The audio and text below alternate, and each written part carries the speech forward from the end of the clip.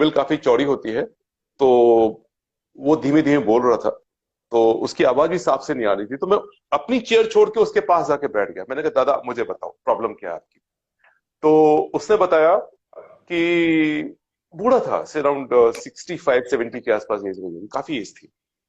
तो उसने कहा कि साहब अब मैं बूढ़ा हो गया हूँ, मेरा इकलौता लड़का है, और उसकी शादी हो गई, और अब मेरा इकलौता लड़का मुझे रोटी तक नहीं देता है।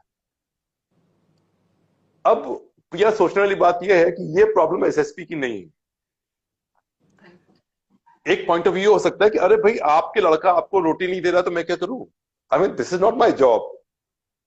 ठीक है, कोई इरेटिक आदमी होगा तो उसको बुरा भला भी कह देगा कि आपने ऐसे लड़के को पैदा ही क्यों किया। सी, आप कुछ भी कह सकते हो। Now another point of view is this कि आप एसएसपी हो। अब आप इसको ऐसे सोचो, वो बेचारा ये घर की बात, उसको रोटी नहीं मिल रही है, ये कहने के लिए इतनी दूर से यहां तक आया है, वो उस उम्मीद से आया है कि शायद ये एसएसपी इसका हल कर देगा। Look at the aspiration of that man. अगर आपकी पोजीशन ये एस्पिरेशन उनके अंदर पैदा कर रही है, बच्चों के अंदर ये एस्पिरेशन दे रही है कि आदमी जस्ट है, इससे बड़ा काम आप क्या कर सकते हैं। तो हम सही काम करके ये एस्पिरेशन दे सकते हैं। तो मैंने उसकी बात सुनी, मैंने पूछा कि आपके लड़के के पास कोई मोबाइल नंबर वगैरह है। तो उसने अपना पर्चा वर्चा खोल खाल के, कागज के कहीं लिखा हुआ था, मोबाइल थे उस जमाने में, 2004 या 5 की बात है। तो मैंने उसको, लड़के को फोन पे डांटा, कस के डांटा। मतलब पीआरओ ने कहा एसएसपी नवनीत सिकरा बात करेंगे, तो उस वक्त थोड़ा नाम हुआ करता था, तो बेचारा वैसे ही डर गया। वो तो स्टेमर करने लगा, उसकी आवाज ही नहीं निकल रही थी। तो मैंने उसको अच्छे से हड़काया।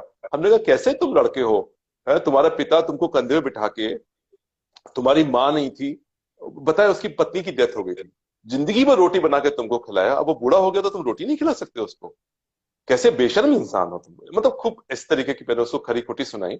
और मैंने कहा कि हर महीने मेरा पुलिस वाला तुम्हारे घर जाएगा, और एक भी तेरी शिकायत आ गई तो मैं तेरा बैंड बजाऊंगा। तो ये मैंने उसको बोल दिया। भूल जाते हैं इसके बाद, लेकिन वो बंदा हमारा हर महीने जाता रहा। फिर मेरा ट्रांसफर हुआ। जब मेरा ट्रांसफर हुआ मुजफ्फरनगर से, तो मैं वापस आ रहा था, तो ट्रेन, भीड़ थी बहुत ज्यादा, और एक बड़ा इमोशनल मोमेंट होता था, क्योंकि 1-1.5 साल वहां रहा, बहुत सारे लोग आए थे स्टेशन पर, मतलब स्टेशन भरा हुआ था, पूरा स्टेशन भरा हुआ था, जैम पैक। तो कई बार मुझे अंदर से फील हो रहा था कि जो है कितना प्यार मिला, और मैं जा रहा हूँ। 2-4 इमोशनल चीजें भी याद आई, but I control my emotions कि नहीं, इट्स ओके। आप यहाँ से लखनऊ जा रहे हो, इट्स गुड, आपको आपके काम की वजह से आपको लखनऊ का चार्ज मिल रहा है। तो शाम का टाइम था, 5-6 बजे की बात थी, हल्का हल्का डस्क शुरू हो रहा था। भीड़ खत्म हो गई, ट्रेन चल पड़ी। भीड़ से दूर जब मैं गेट पे खड़ा होकर ऐसे ऐसे सबको हाथ हिला रहा था, तो लास्ट में जाके I saw an old man. जब भीड़ खत्म हो गई उसके बाद वो खड़ा हुआ था, और वो वहां से ऐसे हाथ हिला रहा था। देन सडनली मेरे दिमाग में चमका, ऑलमोस्ट 30 सेकंड के बाद, अरे ये तो, मुझे लगा ये मैंने देखा हुआ है कहीं पे। तो मुझे याद आया कि ये तो वही बुजुर्ग हैं जिनको मैंने एक बार इनके लड़के को डांटा था। तो ये बात इतना अंदर तक मुझे, जिसे कहते हैं ना, इतना प्यार अंदर उमड़ आया मेरे अंदर, कि जो मैंने इमोशंस कंट्रोल किए हुए थे, मेरे से कंट्रोल नहीं हुए। मैं तुरंत गेट से अंदर आया, और वॉशरूम जो होता है ना ट्रेन के अंदर, उसमें घुस गया, और खूब आंखों में आंसू भर के रो लिया। किसी कि अगर हमारी लाइफ में हम किसी की लाइफ में थोड़ा सा भी चेंज ला सकते हैं, थोड़ी सी खुशी बांट सकते हैं, कर देना चाहिए। And God has given this thing, God God has blessed us for such beautiful things. तो ये प्यारी प्यारे काम करते रहिए। इनकी दुआएं आपको हमेशा स्वस्थ रखेंगी, आपको खुश रखेंगी, और सबकी मदद करिए, आगे बढ़िए। That is the life.